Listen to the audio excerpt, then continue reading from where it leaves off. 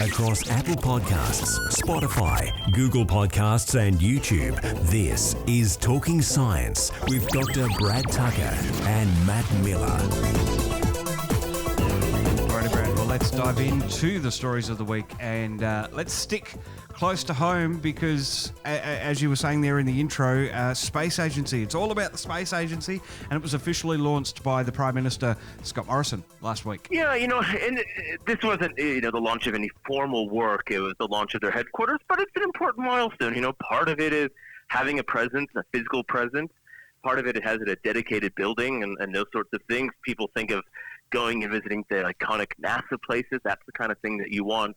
And so it's a step in, again, another step in that right direction of making the Australian Space Agency a permanent fixture, not only in space in Australia, but internationally, and you have to start with a headquarters. The brilliant thing about the Australian Space Agency is that they're really tackling this, much like NASA, and who spreads across the United States.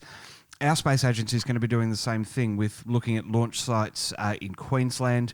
I believe there's a launch site looking at the Eyre Peninsula in South Australia. Perth getting a robotics centre. We'll talk about that in a second. And Adelaide being the headquarters. So it really is spreading the love across the country. That's right. And we have the national test facilities here in Canberra and others, and that was always the goal. When there was a lot of debate about where the headquarters would go, a lot of us in the community were saying, well, that's actually not the important bit, because headquarters are good, you need them, you need a central focus, but again, in that NASA model, you specialize in different things. If you're really going to have an impact, you need groups to specialize in certain areas and not just try and do everything. And it was also to unite that capability. There were groups around Australia doing lots of great things, so you don't just have to replicate it or reproduce it in a different location. It's kind of making it a united front, so to speak, for overseas and international partners, which really the Space Agency is trying to do. And this building is one of those steps.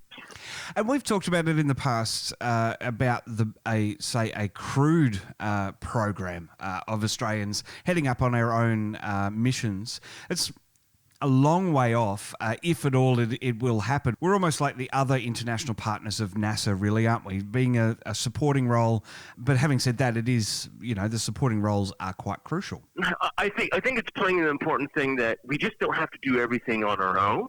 And all of these space projects really are international projects. Any space telescope that you go up, when we were talking about Solar Orbiter the other week, it was mostly built by the Europeans, but NASA had an instrument. You can go back to the Chinese rover on the far side of the moon that was led by China, but had instruments from the Netherlands and Sweden and Saudi Arabia.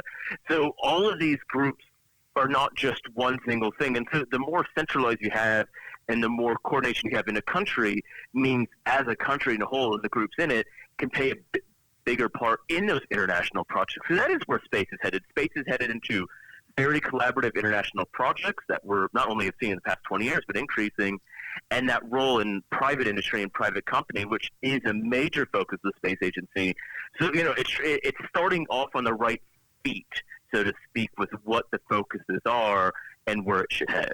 And it really drives down the cost for each country to be collaborative, spread the cost, spread the love, spread the load, as it were.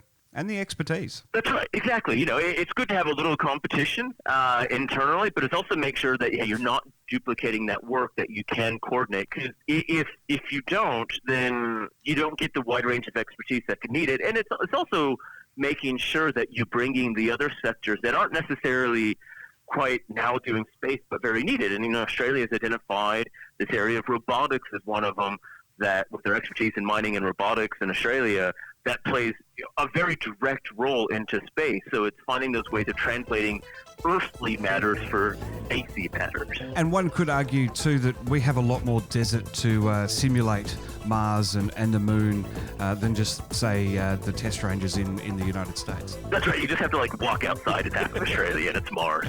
So, we got that going for us.